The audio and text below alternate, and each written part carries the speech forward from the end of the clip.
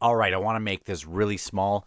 On a whim, I picked up Elric of Melnibone. I'll have to learn how to say that because I loved it. I loved it so much. Of all of these classic fantasy books from like the 70s and 80s, this has been my favorite one so far. Not that it's like I got the most philosophically uh, more than something like Lord Fowl's Bane.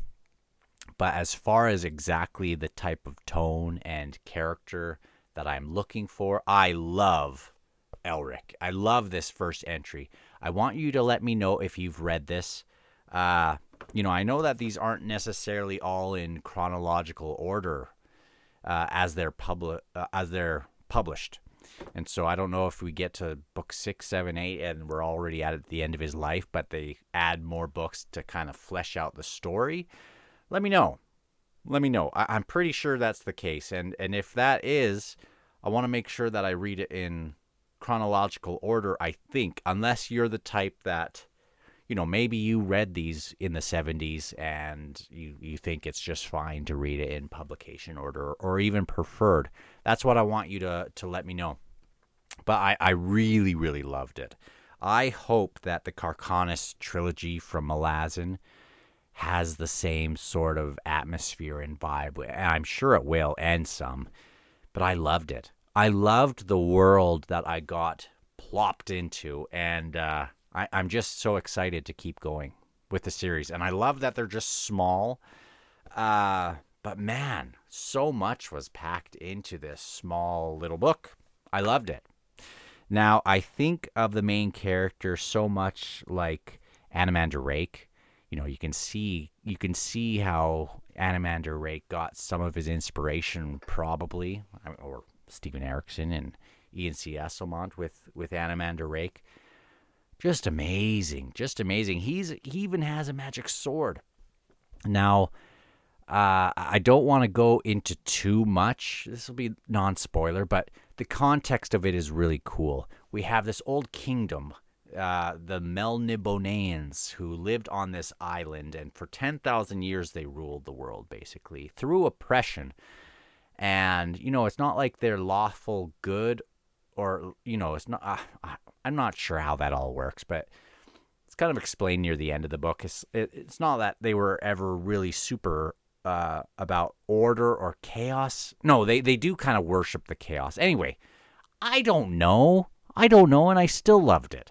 But it's that they just kind of ruled for themselves, independent of what anyone else want. It's like they are disinterested in mercy and all this. And when I think of, the ancient Assyrians, who the historians from all these different places, or ancient writers from all over, they all agree that the Assyrians sucked, and everyone cheered when Nineveh fell, the ancient, or the capital city, or whatever of Assyria. And man, everyone cheered when the Melniboneans, which Elric is a part of them, when they stopped ruling their 10,000-year rule. And for 500 years, they've been kind of a fallen kingdom, even though they still exist. They still have emperors. Elric he's emperor number 400 and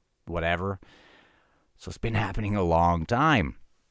And so it's interesting that we get the perspective, not of the people who are in this, these young kingdoms of humans, and are fearful that the Melniboneans could rise to power again, but we're getting it from this emperor of a fallen kingdom. And it's interesting because, as far as I can tell, I think of the Tistandi from Malazan, how the people from Elric's island, I don't know if they're elves or something. They're different than the rest of the people in these young kingdoms. And these young kingdoms around them are all warring and stuff. And sometimes they'll come to loot the old city because, in their heyday, Elric's people, they had these golden barges and amazing technology and amazing cities, even though they're kind of coming to ruin. And you know,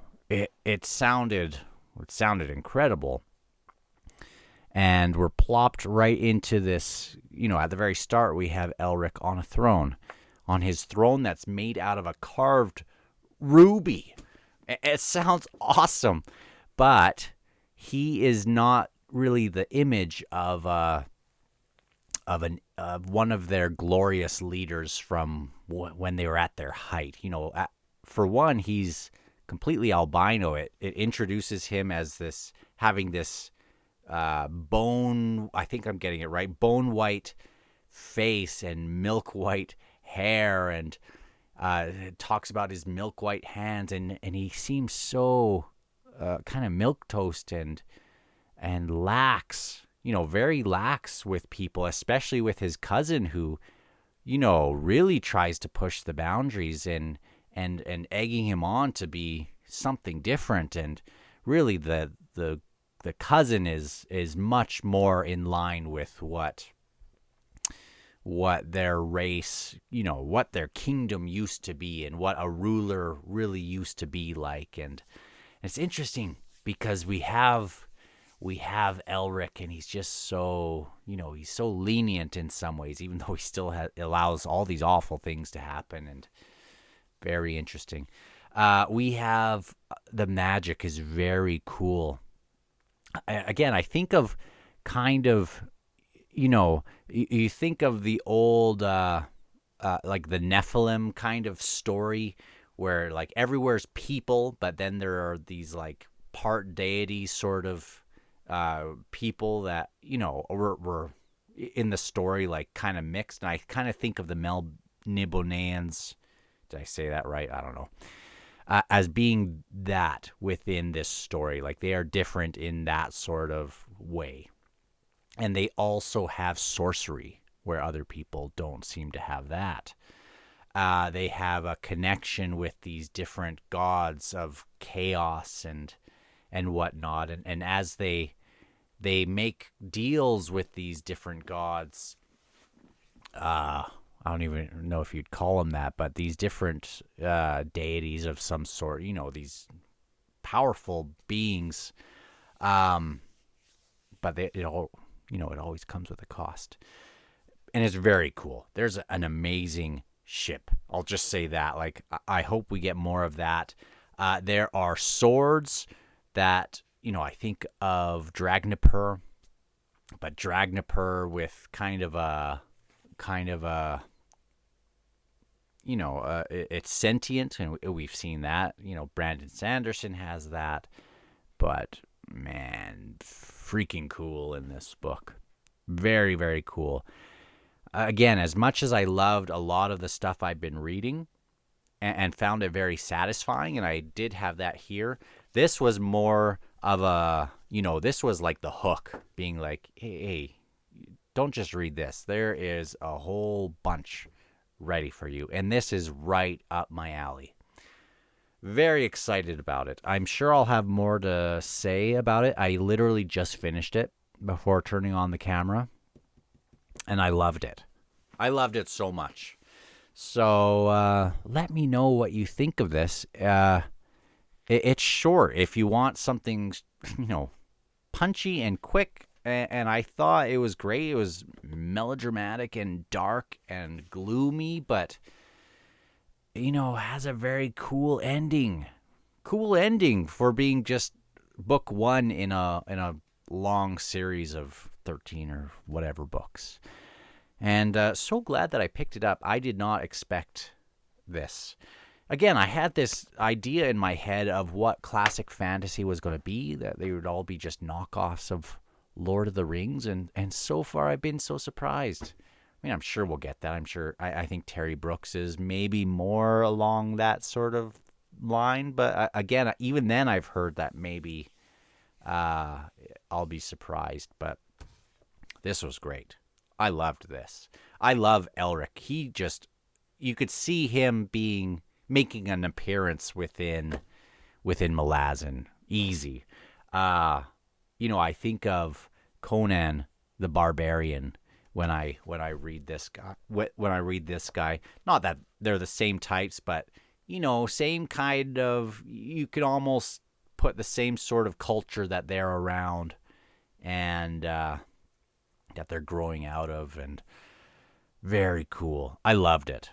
I loved this one. And I cannot wait to get to this.